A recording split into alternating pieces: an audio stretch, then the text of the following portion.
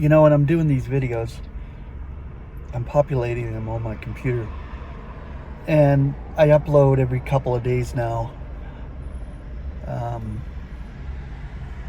Just readings from the scriptures or from books like this. And it's so tremendous what God gives and blessing us with this truth that we have a realization of His love, His vast love for His creation, His vast love for His creatures that He creates and makes through Christ. All was created through Christ and for Him, and it'll all return back to God through Him. We look forward to a time of ruling and reigning during the oncoming eons to subject the whole universe back to God through Christ. He is our brother, He's our head, and we're part of His body, and we will bring back the universe. We're the complement that completes the all, which is the universe. All means universe, every detail of it. But we will be going to places celestial that are already populated with beings far superior in sovereignty, in authority. They're above, among the celestials, these beings, these powerful spiritual beings. And they have a sovereignty. So I'm going to share this, celestial sovereignty, because it's a beautiful chapter. And I'm going to try to go through as much as possible in this chapter, because I really want to give you a clear picture of God's operation among the celestials with these beings. It'll probably be in a couple parts, so you'll have to bear with my reading. I'm getting better at reading out loud and sharing these truths, these beautiful truths, with my audience here.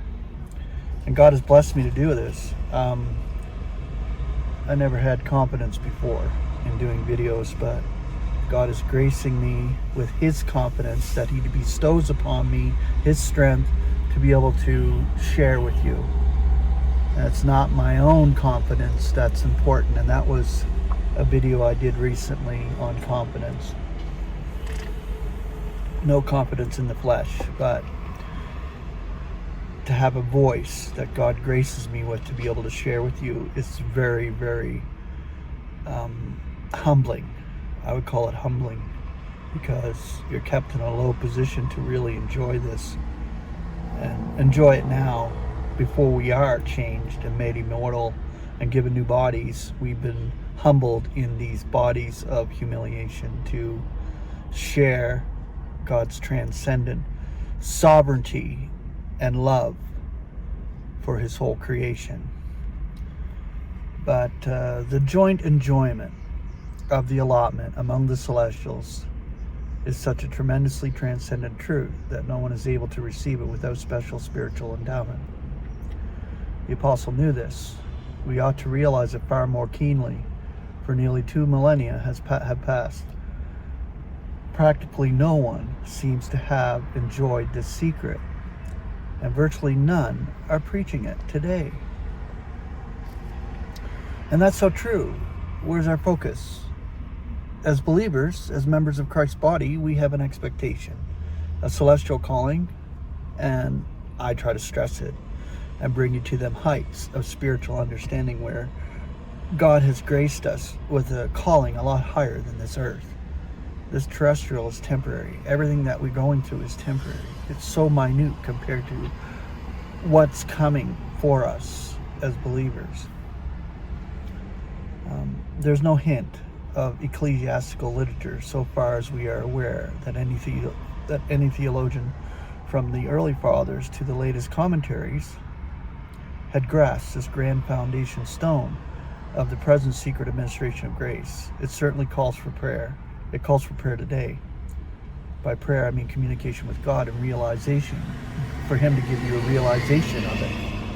Now that we have discovered our own distinct destiny and the unparalleled favor which it involves, let us join the apostle in his prayer for all the saints who belong to his body.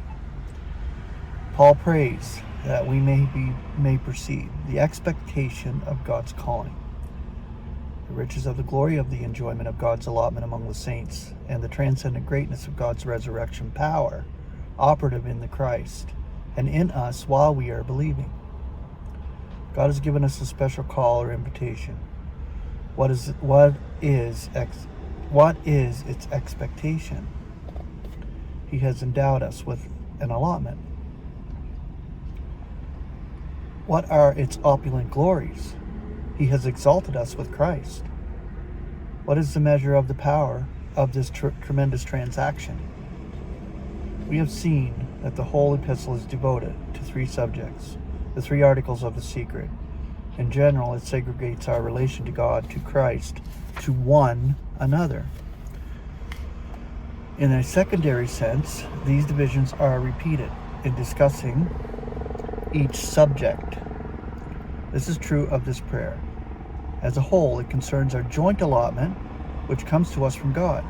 But in detail, this is divided into the same three aspects.